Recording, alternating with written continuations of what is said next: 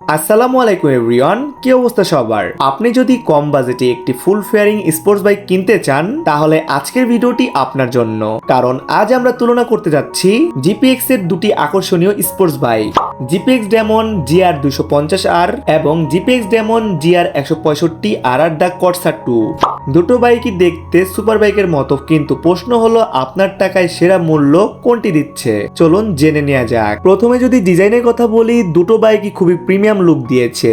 GR 250R এর body panel কিছুটা বড় এবং রোডে উপস্থিতি অনেক বেশি। অন্যদিকে GR 165RR দ্য কর্সার 2 দেখতে আরো শার্প এবং রেসিং স্টাইলে। সামনে এলইডি হেডলাইট, ফুল ফেয়ারিং ডিজাইন দুই বাইকে রয়েছে।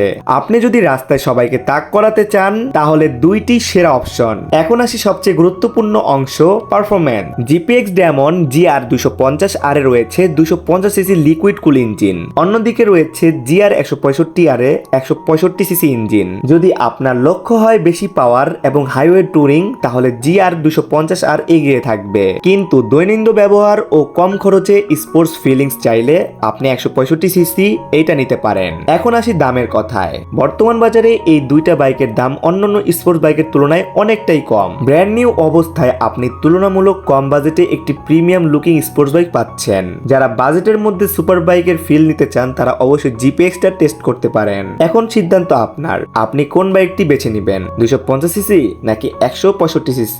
আপনার মতামত অবশ্যই কমেন্টে জানতে ভুলবেন না। ভিডিওটি ভালো লাগলে একটি লাইক দিন, বন্ধুদের সাথে শেয়ার করুন। এমন আরো ভিডিও পেতে অবশ্যই চ্যানেলটা সাবস্ক্রাইব করে পাশে বেল আইকনটি অল করে দিন। আল্লাহ হাফেজ।